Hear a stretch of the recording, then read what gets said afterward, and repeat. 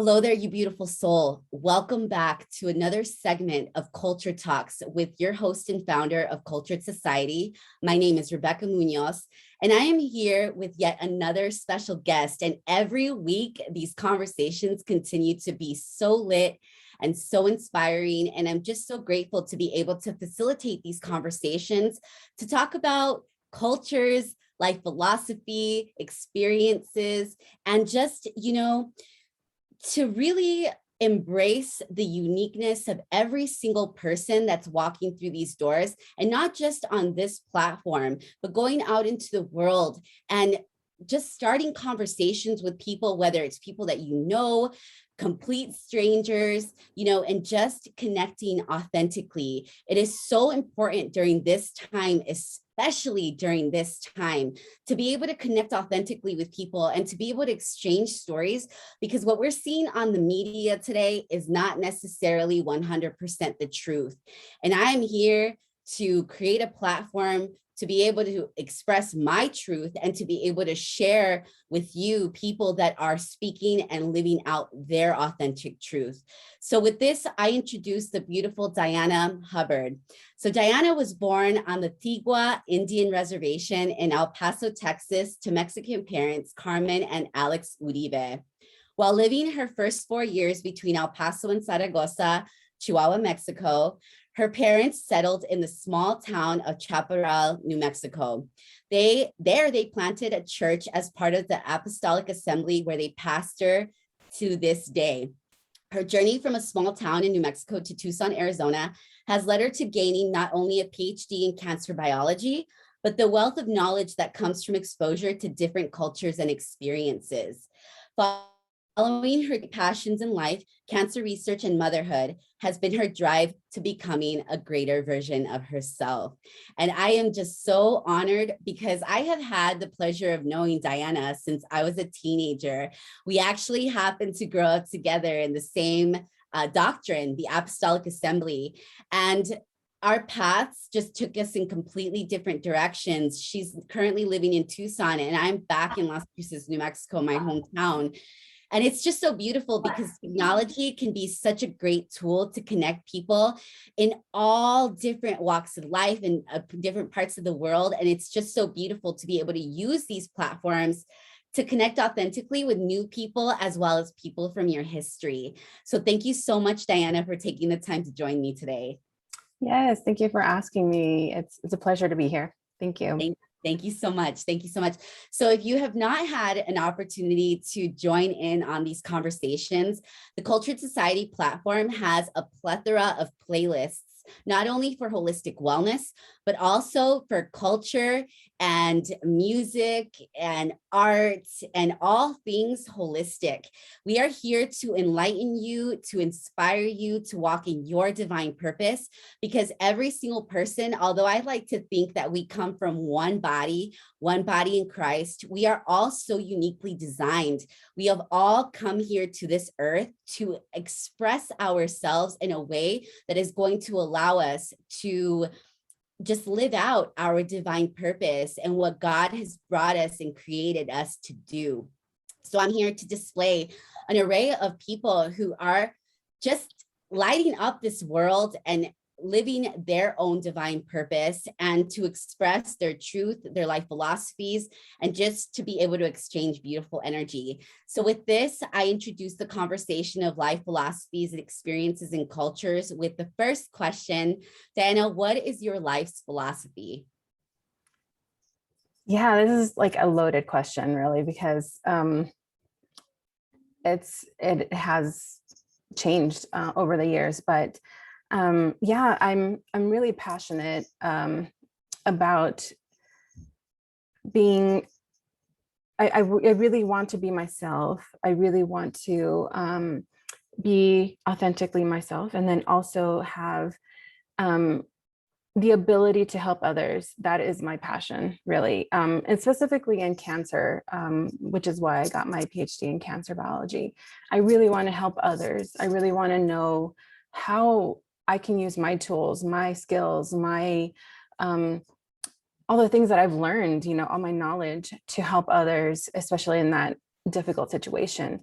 And along other things, not just cancer patients, but just all my neighbors, my friends, my family. That's my passion. I want to be a helper. That's who I am. I'm a giver. And I want to help others to the best of my knowledge, but also have enough time and wisdom to help myself. So that is really my passion, and trying to be that version of myself as much as I can. And that's beautiful. You said that it has evolved over time. And so how has that philosophy evolved for you, from especially even going from being a single woman to now being a Yeah. wife and a mother and holding a career in cancer biology? Yes. When I was younger, before I got married and had started having kids, it was all about my career. It was all about trying to get my PhD, because I knew that this is the degree that I needed to get to the point where I wanted. I wanted to do my own research. I wanted to do my own, I wanted to develop my own drugs. And the things that were really driving me is that my grandmother was I guess you can say, like a natural path, I guess you can say. She used plants from around her garden. She went way into the mesquite bushes and stuff, trying to find all these things. And she taught me all these things. And she taught me all the medicine that was around us naturally, in the New Mexican desert. And getting to know that, I was like, whoa, this is crazy. How God gave us all this medicine already. And so I wanted to tap into that. I wanted to know more about that. And so I was able, since I was little, I would get all these, natural medicine, natural remedy books and things like that. And my maternal grandfather got cancer. And so I tried to learn, or try to learn all about it, that I can help him treat it. And unfortunately, by the time that we found out, he only had like 3 months to live. So by the time of diagnosis, and we only found out that he actually had this because he broke his collarbone and things like that, trying to fix a roof from his tool shed. And he fell through and he broke all the stuff. And so when they went in to look at all the stuff that was damaged, they found tumors all over his body. And when they scanned the rest of his body, the cancer was just all over, so much that they didn't even know where it came from. They just said, okay, it looks like somewhere within the GI, but they don't even know how much, And so they were like, so from that day to the day he died, he only lived for 3 months. However, I was able to see how much this dreadful disease can impact not just the person, but the family, and it's not like he lived a life that was like, he didn't drink, he didn't smoke, he was part of the church. He was he was a good man. He was a preacher. He was, my maternal side of the family is Nava. So, I mean, my Nava side is that family founded this church. Like it was a lineage thing, and he lived a rightful, just life. And for him to, when I saw that, for him to get this cancer, and then the 3 months that he only had to live, and seeing his suffering, because he didn't take any chemotherapy, he didn't take anything, because he was just like, you know what, this is my time. So it was an interesting progression. And I just decided, this is it, that I don't want anyone else to go through this. This is my life purpose. I don't want anyone to go through the pain that I had to go through, to see his pain that he had to go through. I couldn't do that. And so I was just like, I really need to know, is there something in these plants that can help, So I got my bachelor's in biochemistry, because I was thinking maybe an MD PhD was going to be in my horizon. And so I did all the things that I could. I got all my NCATs, like my GREs, everything together. And I ended up going to Fred Hutch Cancer Research Center in Seattle, Washington. And there I was able to do some research. And then also I was able to do some medical rotations. So I was able to see cancer patients and seeing how they were normally treated. However, these patients were just really at the end of the road. And some of them were really young, like they were in their 20s and 30s. And I just saw how broken the system was, that even these patients that were so young, they didn't want to treat them because their risk of death outweighed their chance of living. And they said, well, 10-15% chances of living is too low. We're not going to enroll them into the study. We're not going to treat them. And I've never been that depressed. I've never been in such a dark hole where I felt utterly incapable of doing this. And then also like just helpless. Yeah. Like I just could not understand how they could just turn away, these people. So I decided I could not go into medical school. I could not go that route because it just bound you. It bound you to what was available. And it really, like even the doctor that was there couldn't even make that call. He had to he had to talk to a board of other doctors and say like, this is my case and what we should do. Like, and then they all decided no. And it was just like, I don't know if I could do that. Like if I'm going the MD PhD road, I would stay in a clinical trial setting, would be practicing, but I would be in that setting where I would, my say as a doctor would have zero impact and I could not help my patient. So I decided I would have to go the PhD route solely on trying to figure out what I could do on that end, with the hope of finding something that is naturally derived drug to help these patients. So leaving the MD part of the MD PhD part out, I came to U of A to Tucson, Arizona, and I did my cancer biology PhD. And there I was trying to look for natural derived products that could help these cancer patients, right? And before coming into the scene, I didn't realize what of a fishing experiment it really is. So I don't know if you know, but like the cancer research, a lot of it, especially drug development, it is just trying to get like 1,000, like dissecting every plant that you can get, and then trying to dissect every part of that plant, every chemical of that plant, make it as potent as possible, and then testing it on different cancer cells and seeing which ones would kill the cell versus or stopped growth or things like that. And it is just, it's boring. And it's not what I thought what it was going to be. And so I decided like, well, maybe there's a different way of doing things. And so I learned about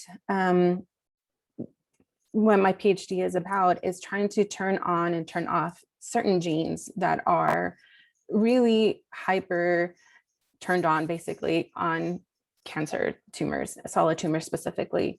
And so these genes called HIF1 alpha and VEGF are really the driving force of trying to get blood supply to the tumor. And so I was trying to see if I can turn those off because they're actually constantly on. Our bodies are always constantly making them. And then at the protein level, so the gene RNA to protein level, they're always on. So they're always making the signal, like you have to make it, because those things, those genes are really important in the case of a stroke. So say, for example, you have a stroke and so strokes limit the oxygen level, right, of your brain. And so then those things have to be available so that whenever that happens, it can go into like troubleshooting mode and like say, okay, I need to fix this, need to make the tissue okay. In the case of the tumor, it's trying to make that signal to make more blood supply. So I'm trying to make it into this level of like, no, we have to suppress it and we have to kind of starve it from the blood supply. And I learned a lot from it. And I realized that even though I had something going on, I had really great research on this, I found something that actually worked. I looked at all my peers.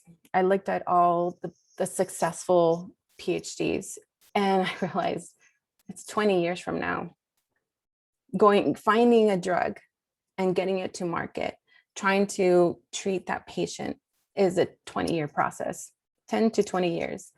And then usually when it gets to there, something happens. Either secondary effects are really drastic, or it doesn't work on some people, or the tumor just evolves and then it doesn't work. And I just said, okay, there's something else going on. And I was just like, this is a crazy thing. Why am I fighting something that is always constantly evolving? And I decided I can't be in academia. I can't be doing this. There has to be a better way. So I went into trying to understand how we can diagnose cancer. I wanted to know, are there small signals within cancer that we can detect at a, much smaller level rather than like taking everything out, to figuring out how can we help, like how can we detect it at a very early level, so that, because the earlier that you diagnose it, the more chances you have to live.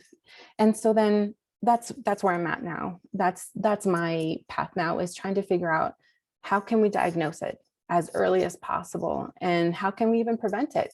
Prevention is key really in cancer. Like if you live, if you eat all your veggies, if you eat, if you drink all your water, if you do all these things, you are lessening that, that risk. And so it's really what I've learned from all this process is that it's really at the beginning. You want to prevent ever getting anything like that, rather than getting treated from it, because at that point sometimes it's kind of like a toss-up. Absolutely.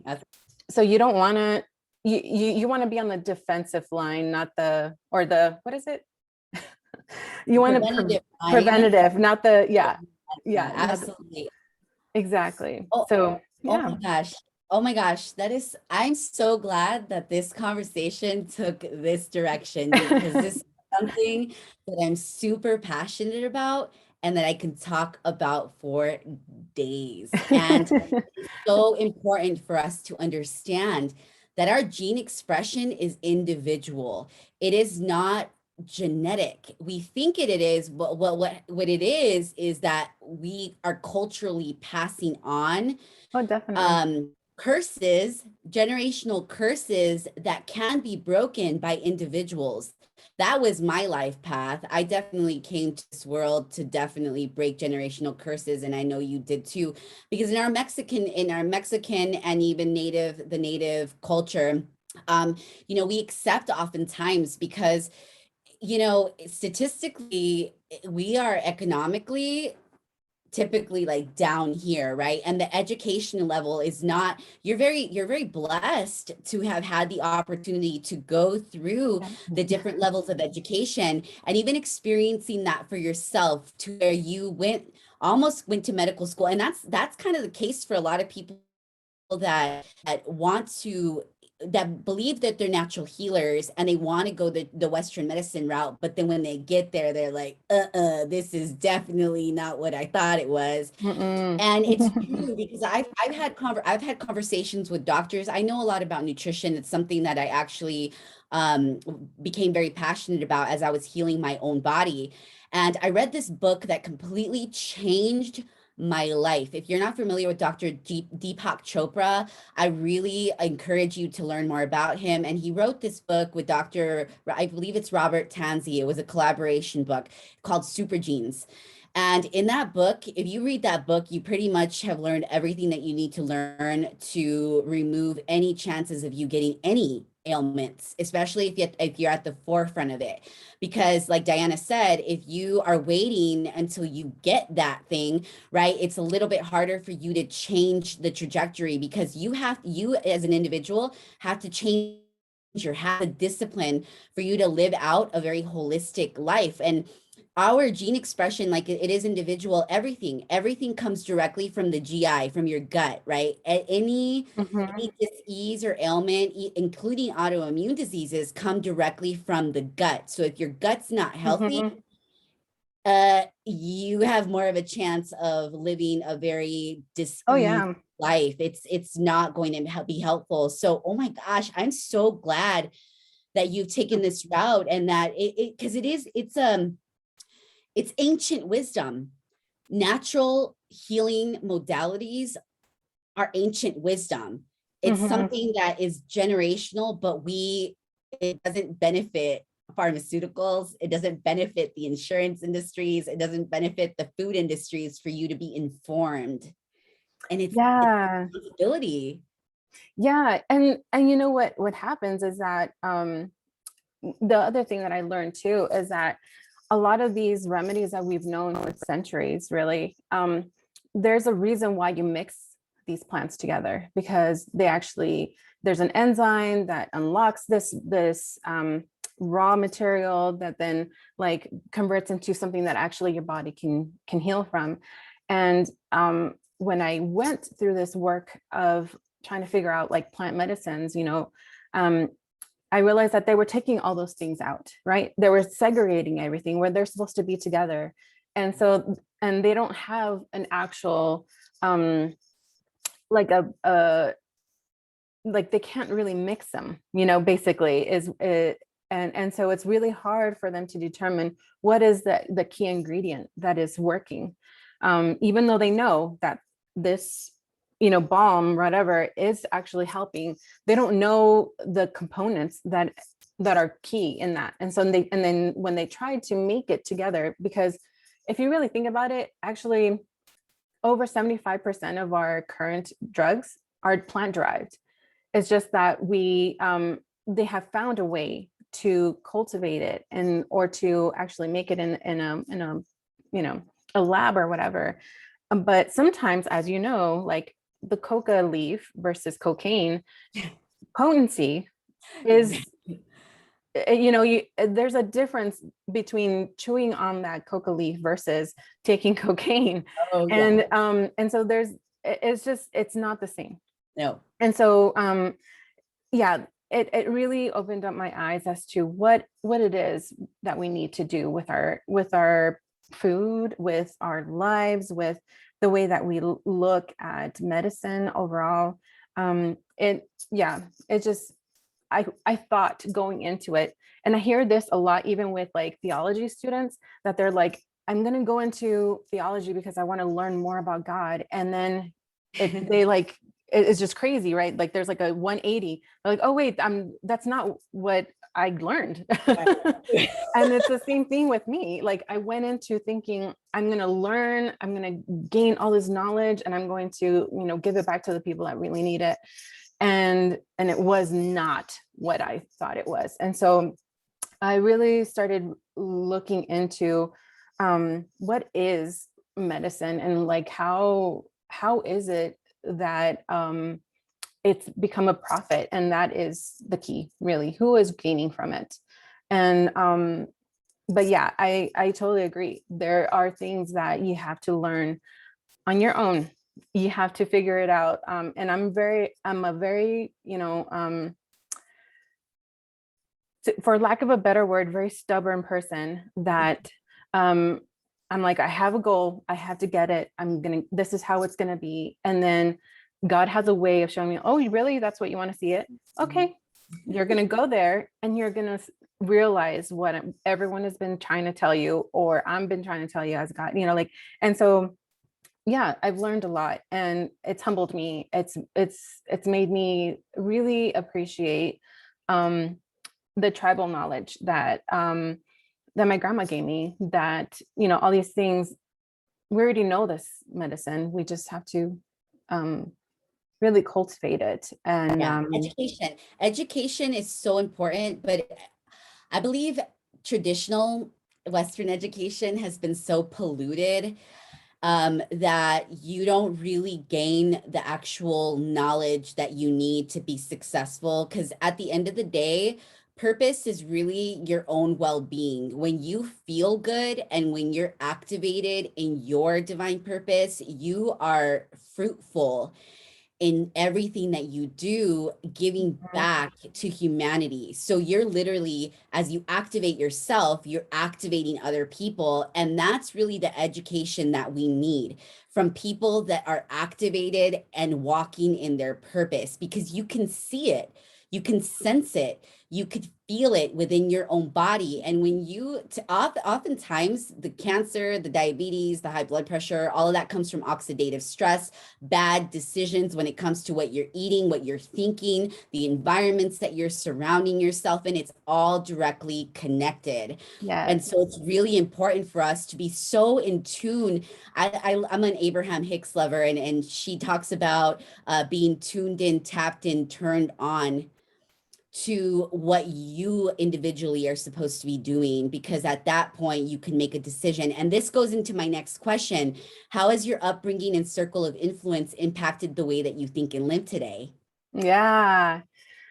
You know, I have within, my journey to getting my bachelor's and then PhD, it was a huge culture shock going to college, because the little town and like the church that we're growing up in, like I would say it's like over 90% Mexican, right? So then going into college and seeing all these people that are not Mexican there. So that percentage is turned on its head, right? Basically, and in a university setting, even at NMSU in a border town, you think, oh, there's going to be a lot more Hispanics, but it's actually no. Like if you look at the professors and all the people that are teaching you, they are not brown like you, or they are brown, but they're brown from like a different side of like the globe. Yes. And yeah, my PhD mentor, when I was in, I'm sorry, like my lab mentor, when I was in undergrad, she's Champa Gopalan. She's Indian, and I thought she was Mexican. She looked like a native Mexican woman. She had like her like this garb, like this like traditional garb, like Mexican garb, like with her Guatemalan tops or whatever, and then also with the what is it, those long dresses that are like different, like they're like really lengthy. Anyway, she always had it. Yeah, like she looked like Frida Kahlo almost, but Indian, And I was like, oh my gosh. And it blew me away when I took her class, and I was like, I want to work with you. I want to know, because she was into the natural remedies. She was learning about alfalfa and chili and corn and all these things. And so I was like learning all these things in her lab. And I learned so much from her culture just being around there, because in that lab there was other people of other different cultures, and just getting to know these friendships, Korean, Japanese, we have all these different things that I was never exposed to, and I never understood all these things, like beyond the little town. And so getting to know like why their drive or like their culture growing up, how they were taught, allowed me to really reevaluate, like, wow, or really learn from them and gain a certain knowledge, like of understanding, like there's different ways of prayers, there's different ways to align yourself, there's different ways of even drinks, like I didn't realize that like chai tea is like you're saying tea tea, like chai is actually named, it was like even small things like that. I was like, wow, this is crazy. And so I learned a lot of things through those encounters, even though you think, oh, it's in a science setting, how much can you learn? But just learning, just getting to know people, like how you said, it just changes everything. And so I was able to, all the different times that I have doubted myself. When I have looked at, past times where I had challenges, I always had one person that said, I believe in you and I'm going to stick out for you. And usually that person did not look like me. Yes. And I was like, what, you believe that I can do this? And so it really humbled me that other people can see your spark, Yes. and that they believe in that spark and that it can grow. And so that is I think that's like the things that I really hold in like my little special box whenever I have doubts, my self-doubts. I think about Mrs. Walker, my middle school teacher, making sure that I was challenged, in my writing, or my English teacher, Miss Tanner in high school, that she was also, teaching me not just like on my writing skills, but also like in like my future. At that point, I remember thinking, I don't know if I can go to college. And she was like, yeah, you can go to college. And I'm like, I would like to, but I don't know how to pay for it. She's like, scholarships, girl. And I'm like, what? So there's just like so many things that other people just allowed me a safe space to be honest and to show them my fears and my self-doubt, and allowed me to be that person, and for them to fortify me, to strengthen me, and say what, you're much better than this. I know, and challenging me, right? It's not just like, oh yeah, I think that you're good. No, it's like, I think you're good and I'm not going to accept this. It was people that not only believed in me, but said, I believe in you so much that I'm going to set the bar higher for you because I know that you can reach it. And for some reason, that tough love speaks to me more than the soft love that I'm going to be here for you forever. And it's like, no, I love you. And because I love you, this is the standard, not down here, it's up here. Absolutely. And I love that. And it's what drives me. It's so, that's so good. That's so good. And it's amazing because the more that you evolve as a person, the more that you learn about yourself, and even like the transitions. I don't have children yet, but I've had many years of experiences working in family dynamics, multicultural family dynamics with different age groups. And that, even though I'm not a mother, as a woman, we have that natural nurturing ability. And so when you're able to activate that with your emotional intelligence and with what the traditional knowledge that you learn and experiences, and you pair that all together, you recognize that the human potential is limitless. And the more around yourself, or the more that you activate yourself, the more you're able to draw in people that are on higher planes that can take you with. And I'm not responsibility to drag anybody along. It's your responsibility to activate yourself every single day so that you're just constantly growing, you're constantly evolving, and you're constantly setting that bar high for the people that you are going to bring along with you, or that you're going to lead, because we're all created to lead, all of us. Yes. And it's a big responsibility. It's a big responsibility to do that. Now, do you believe that your line of work infects our society with positivity? Yeah, I love that. And I love that you actually used infect, because it usually has a negative connotation to it, right? Disease comes to mind, but it can spread, right? Like your positivity can spread, like an infection. And I love that, because you should have a goal that is infecting other people. And absolutely, that's my goal. That is my goal in life. And that I want my work, my children, my relationships to be positive, and to be nurturing, right? And to also allow for a space of growth. Because if not, then where's the progression? Where's my goal as a mother if I'm not allowing for these spaces of growth to happen? And so absolutely, you have to how can you make the world a better place if you can't infect people with your positivity? And I've learned that it's not just with work, right? It's like, it could be interactions every day, making sure that you're smiling, that you're giving thanks to whenever people give you something, even if it's something that you bought, like, but it's just having a grateful attitude and having that positive radiance around you is infectious. And like, you never know where that ripple goes, you never know what that word of encouragement that you're giving to someone else is going to lead to. Like, maybe that person is going to, in turn give that positivity to someone else, or their family or their friends or their kids, like, it can be a ripple effect. And I'd rather have that positive ripple effect than like a negative one. Any day. It's a lot better. Oh, yeah, for sure.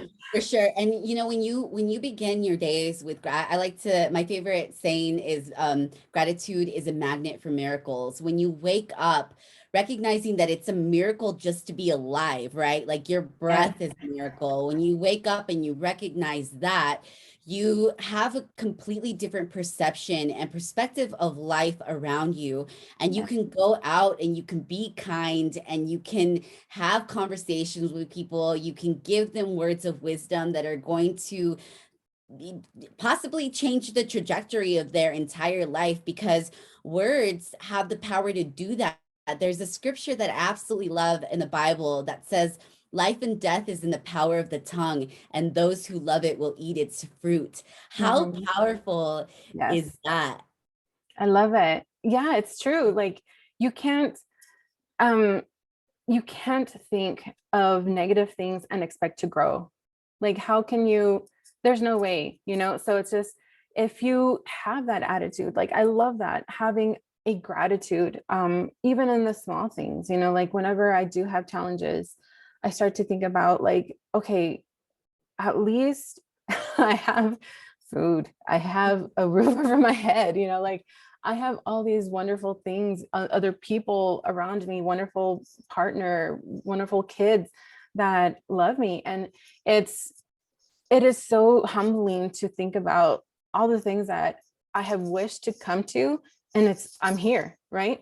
I'm here. And then I think about, like, I'm grieving about, like, not having this next thing. And I'm like, man, I should just be happy. Like, I've been praying for this very thing, to have a family, to have a roof over my head, and to have a successful, nurturing career that I feel blessed to be in. Like, what else? What else do I need? Like, and so, like, anything on top of that is icing. And I feel like sometimes, we like I said that I always want to be a better version, but sometimes we think that it's like, oh, being more successful, more money, more this and that. But it's actually, like, can it be more time for yourself? Can it Yes. be, more time with your loved ones? Can that be better? Can that be greater? I That's what I want to focus on in my next level in life. I really have come to a point where I have enough stuff. Stuff does not fulfill me. That does not fulfill me. What fulfills me is my relationships. It's my time. It's my thoughts, a healthy body. Like, all of these things are the things that really fulfill me. And yeah, I'm just grateful to have it. Yeah. Oh my gosh, I couldn't agree with you more. And I think that really has a lot to do with our foundation, right? Because I know I'm speaking for myself that I had a lot of resentment towards my upbringing and the belief systems that I was brought up in. But it took me walking away from it, falling flat on my face multiple times, and coming back to really the truth of what our foundation established for us. And I'm right with you. Like, I had everything. I chased the corporate career. I was climbing the ladder. I was making really good money. I had a lot of material possessions. and I was unfulfilled. And I actually went through a process of purging everything that I owned and went Oh, minimal. And, you know, coming back even to my home state to be with my family, my parents, you know, my parents, they're so humble. I love And that. and that's really we have a very similar upbringing, and so Yeah. it's so beautiful to be able to come back to that place of humility, because when you're operating off of a place of humility and recognizing that we really do have everything that we need just by Yeah. being alive, and then like being able to live in the United States with all the privileges that we are so abundant. Like we Yes. are so abundant, and we don't need a lot. We don't need a lot to be happy. We don't need a lot to thrive. It's just so Yeah. important to recognize that. I agree. I agree. And yeah, like our upbringing, what I have found is that, practicing all these different faiths as well, or getting away from my upbringing and trying to figure out like where my place is spiritually and where my home is. Um, I have come to realize that like I really need to be in a place that feels more homey, I guess you can say. So I tend to come back to it. I can tend to come back to what I know, what have been taught. And sometimes whenever I hear the story of the prodigal son, I at first I think like, oh, they're such a fool for leaving and like doing all this stuff. And then I never identify with him and until like someone else is like describing my life and I'm like, oh yeah, that is me. Like and we never really think about, yeah. And like you never really think about it because like I think like, oh, I'm not the prodigal son because I've never been a drug addict. I've never been like an alcoholic or all these things and stuff. I think of like that's really what that story was about, that guy. And I'm like, no, it's not. It's just that like when you get away from your faith and you start to venture out and you realize, oh, it was rich where I was before. It was culturally appropriate for me, and that I go back to it. And it's even if like I'm in a different church, it still has the main aspects of what I grew up with, and Yeah. it still has the same biblical foundations that you were talking about, like and they feel like home. They feel like what if it's not, I realize it's more forced for me. Like Yeah. if I go to other things and then I come back. I'm sorry about my kid. It's okay. Do you believe that your line of work is pretty much directly connected to your higher calling and purpose? Oh, absolutely. I think if it wasn't, I don't know if I would be happy where I'm working, like I don't think I would want to go to work. And every day I get up and I'm going to go to work. Yes, there's challenges. Yes, there's times where I'm like, man, I don't know what I'm going to do about this or that. Um, at the end of the day, I'm doing exactly what I want to do, which is the best for my cancer patients. And that's what drives me. And that's exactly what lets me maintain my quality, the quality standards that I have for myself, the standards that I have for, all my work. I want to make sure that it's to the best, because if this was given to some of my family members, to my friends, I want it to be on par. I want it to be 100%, I don't want it to be something small, like, or maybe even 80%. It's not going to be sufficient for me. I want it to be 100, 110. Absolutely. Absolutely. It's okay. You want to continue real quick?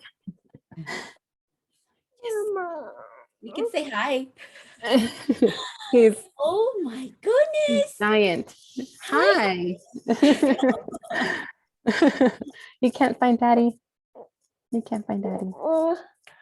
Daddy, I don't know where the spray bottle. Oh no. Oh, where's the spray bottle? Okay. You want to go look for it? No, I did look, but I didn't find it. Oh no. How old is he? He is 4. This is Aaron. Say hi. Say hi, Miss No. Rebecca. You haven't been up yet, huh? You're not fully up. I'm gonna have to put you down because you're heavy. Yes, he's my little velociraptor, he says. He's baby velociraptor. Cute, how Ah. cute. Lots of fun to have kids. I highly recommend it. They're so much fun, especially when they start to become more interactive and they Oh, start yes. having minds of their own. And Oh my gosh. Yeah.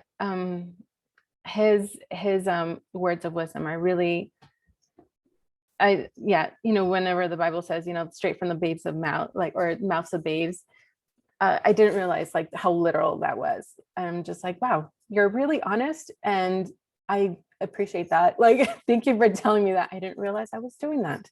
Like sometimes he'll tell me like, mommy, I want you to give me attention. And I'm like, oh, I'm sorry, I was ignoring you.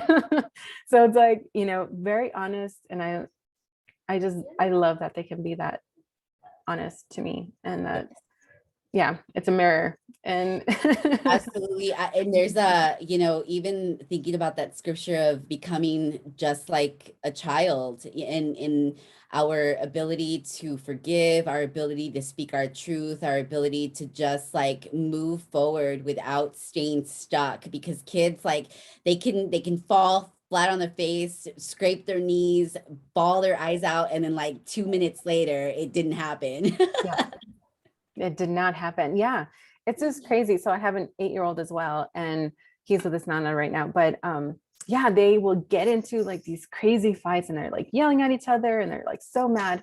And then like 5 minutes later, they're like hugging and kissing, and I'm like, wow, it's just crazy how like they can just be the best of friends, and like enemies one day, and then, or 1 minute, and then like the next they're just like, oh yeah, like I totally forgot about that, like I love you. And Yeah, that's so. I love children, and you're yes, so fortunate to have two boys, two yes, warrior I am. boys. Yeah, Yes, for sure.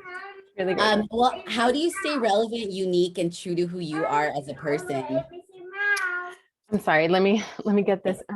It's a really important thing to you, but and it's really important for me to give you my attention, but can you give me a minute? Can you give me a minute?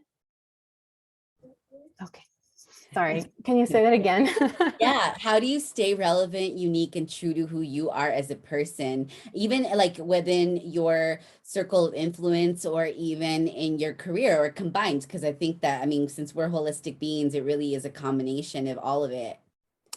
Yeah, well, at home, like I just said, my kids and my husband, they really, I really truly value their honesty whenever they do say like, hey, you know what, you dropped the ball when you forgot the backpack, which is what I did yesterday. I forgot my child's backpack at home, and stuff like that, or forgetting someone's thing that was really important. Like, it's really important for me to really get that feedback, because sometimes I get really caught up in my head because I'm thinking about something at work, or I'm thinking about something, you know what I mean? Like some challenge that I'm going through at the moment. And it's just, I'm not in the moment. I'm not present for them. And so whenever I get that reality check, it's like, oh yeah, I need to get centered. I need to be present. Like, let that thought go. It's not important right now.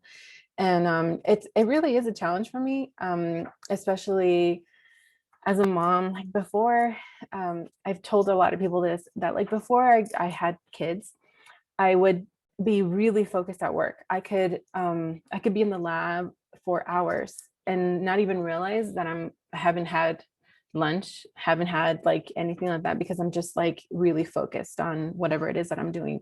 When I'm in the zone, I'm in the zone. And yeah, ever since I had my kids, it's like this duality of my life now, where I'm at work and I'm thinking about my kids and I'm worrying about my kids. And then when I'm with my kids, I'm worrying about my work and I'm like, oh no, I didn't, and it's just my one passion that was like this thing that I really want to help cancer patients is now doubled right? And now it's like met with this other passion that in my life, which is to be a good mom and to be a good wife. And yeah, it's really hard, but it's right now it really is a balance. It's just like riding a bicycle where it goes up and down like this, and like it's just as long as you have it like teetered on, you're still on the bike, is a win for me, because it's just that duality, like Yeah. of always trying to make sure that I am present at work, and then when I'm at work, and then I'm present with my family when I'm with my family. Yeah. And it was a challenge this past year, or this past 2 years now, I guess, having work here at home now, having to have a separate, area just for work. And then, yeah, it was a really big challenge, but I was able to, through great therapy, that's another key part of it, is like having a really great person that you can, a professional that you can talk to and say like, hey, you know what, I'm really having this challenge, and walking through that challenge. And then also having a really great partner has allowed me to make sure that those priorities are set, that my goals are set, and that I'm not losing sight of that, because sometimes when you do get into challenges, you tend to forget about those goals, about those priorities. You're just like focused on that one challenge, and you really need to get centered. You need to realize like, oh, wait, how is this helping my two goals in life? And so it's really awesome to have people around you, either therapists, your good friends, your partner, your kids sometimes, to help you snap back to it, to snap back to reality and say like, is that helping you? Is it helping you that you're worrying about it? Is that helping anything? No, it's not helping. Like if you keep thinking about or worrying about a certain thing, like it's not going to help any more than what you already done.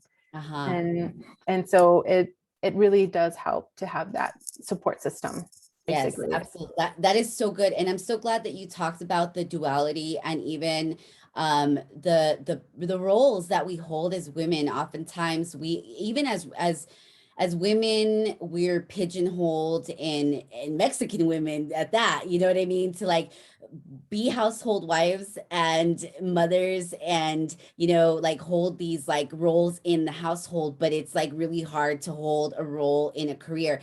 But the point that I like to bring across here is that we're multidimensional human beings, and we're brilliant, right? Like majority of people are maybe operating off 5% of their brain, when we have so much capacity to be able to do so much. And so we don't just have to be in a specific realm to be in purpose. We can hold multiple roles. It's a big responsibility, but when you're more in tune with who you are as a person and you stay true to that, you're able to develop that responsibility that will allow you to hold multiple roles, where you can continue to hold that balance. And, I'd like you to talk about what practices you implement in your daily life to stay grounded and connected to not only yourself, but to God, most importantly.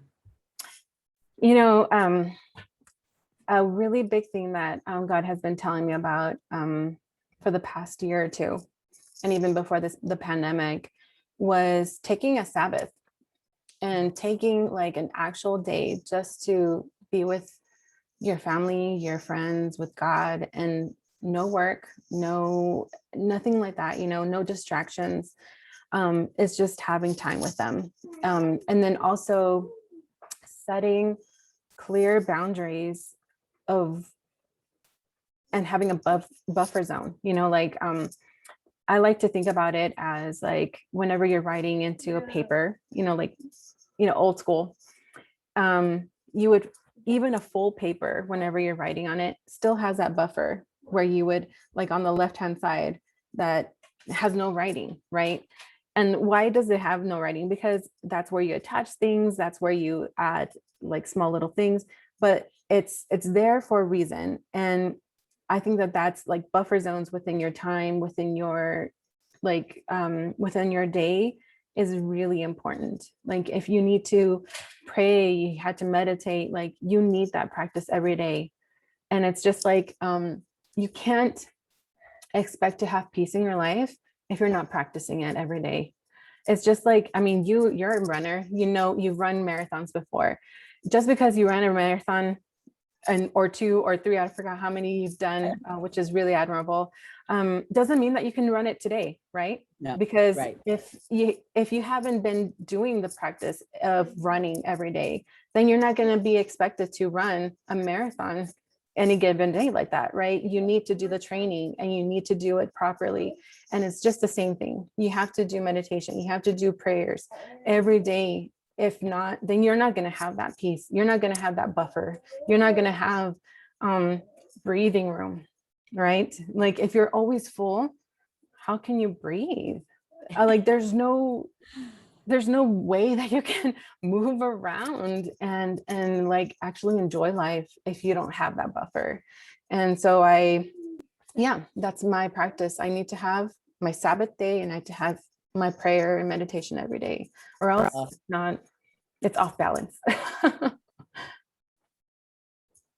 You cut off a little bit, but I got that. Just you cut off a little bit at the very, very end, but you're right. You do. It's so important to have buffers. It's so important for you to have a regimen, a daily regimen, right? It's a practice that you have to implement every single day for you to develop habits that are going to be sustainable over the course of your life, that are going to create more balance, that are going to create more harmony and peace, joy, like just that happiness that you create on a second to second basis, knowing that, again, just the fact that you have breath, right? Mhm. Is the all the abundance that you need, and everything else that comes outside of that is just bonus. I agree. It is totally like that. And it's just like you know, given that joy, you know, like the joy of the Lord is my strength. Like that is really like my go-to, because you develop that joy not so much from having stuff. It's not so much from, excuse me, let me. On the phone, not on the phone. Okay, well, this is what I can give you right now, okay? One more question, buddy. Yeah, I'm so sorry. But yeah, it's just small things, you know what I mean, that like that I don't like to disregard him, and it really gives me a little bit of anxiety. Yeah, totally. No, you're fine. You're fine. No, this is beautiful. So what words of wisdom would you give to those seeking a deeper understanding of themselves? You know, don't be afraid to seek out. Don't be afraid to question things, because I think that's that one thing that I did have to unlearn, having to grow up, is that authority can never be questioned. And that was something that actually my college, you know, my academic life has taught me, especially in science. You have to question everything. You have to like understand, like, well, where did you get that from? You know, like what is the evidence for that? And so don't be afraid to look for that. Don't be afraid to look for or ask for evidence, because that's really where you get the truth. Because someone's truth may not be your truth, right? But so like whenever they're saying like, this is what happened to me, I'm like, that's awesome. I have no idea how you got there, and that's great. But if you're curious, that's where you can ask and say like, how did you get there? You know, or what came about this change? And I think that is the beauty in life, is that you get to learn more, and you get to, like, there's no way that you can ever get full of knowledge.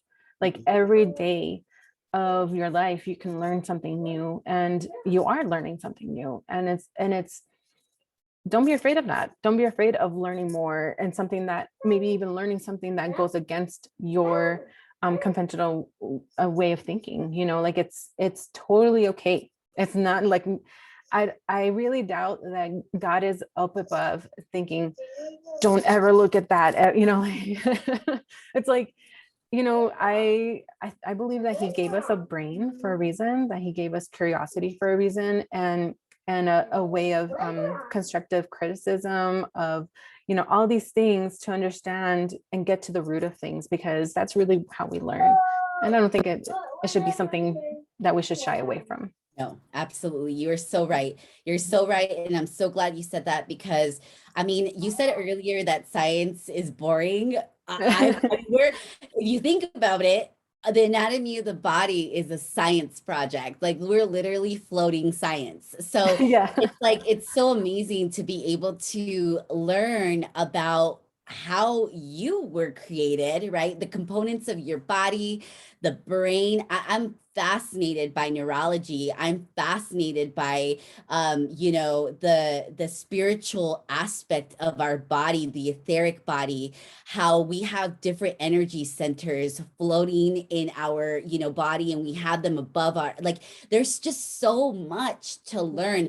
And when you adopt that concept that we're never ending students, you have the ability to do so much in your sphere of influence because it's a never ending thing and there's not enough people doing it. I'd like to say that there are, but there really are not enough people operating in their purpose and recognizing that we're limitless human beings and that we have the potential to do anything that our heart desires. It doesn't matter who you are, where you come from, what color skin you have, whether you're male or female, whether you're 13, 65, 75, 90, 100, whatever age that you may be at, you can activate yourself in a way that is going to take you to realms that you never thought possible. So I'm so excited, and thank you so much for taking the time to share your words of wisdom, your knowledge. Thank And you. do you have any finishing statements that you'd like to add? I do want to say that I didn't mean to say that science was boring. I love science. I mean, obviously, I'm a scientist myself. Sure. No, that particular work that I was doing was really boring. Oh yeah, But yeah. yeah, But it does not apply. people would think that it is boring. You know what I Oh mean? There my are a lot gosh, of things that no. Yeah. I think that's the beauty of science is that um every experiment is its own experiment. So like you can say like, this is what I did this one time with these parameters and this setting, everything like that, and send it out, have that article even published. And then someone else in another part of the world can do it exactly the same way. And then there's like some small difference that we don't even know and come to a a different conclusion. So that's the thing about science and that I love about it is that we're always questioning it. We're like, oh, did you really get that answer? Okay, I'm gonna try it with my, you know, and my own understanding. And as scientists, we don't really get that like butthurt. You know, we're not like we're just like, you know what, like that's crazy that that happened that time. I want to know more about it. Like, and it's more about the curiosity. Like, I want to know why it was different. Why did it happen? And so that question of why is what drives us. Understanding why things are the way they are is that's always in my head. I'm constantly always reading articles and things like that because I want to know, why is it happening? Why is COVID doing this? Why is, you know, this and that happening? And it's always driving me and I want to know more. Yes. So yeah. Oh my gosh. Well, that's so good. That's so good. I think that when we adopt, you know, that ability to just like be curious, the curiosity aspect of our life and becoming more like children in the sense Yeah. that, you know, we have no there's like no attachment to the outcome, and that you don't really have an expectation of what you may learn or how you may learn it. You're just really fluid in your approach. You're very adaptable. You Yeah. embrace different concepts, whether you adopt it for yourself or not. That really is your choice. And it's Yeah. such a beautiful thing. It's such a beautiful freedom to have as an individual to be able to make choices second by second and to see what's really real for you, what's true for you, and to be able to express that whenever you feel the right time to do so. So thank you so much for taking the time to exchange energy with me today. Thank you so much for every person who is taking the time to listen into these conversations. I'm having so much fun facilitating them. I'm growing, I'm learning, I'm expanding, and I'm just so grateful to be able to share this wisdom with you on this platform. If you have not had the time to even look through the blog spot, www.aculturedsociety.com, please take the time to do so and subscribe to the channel, share these videos with your loved ones. We are just trying to circulate the energy of love continuously. So until next time, peace and blessings. Thank you.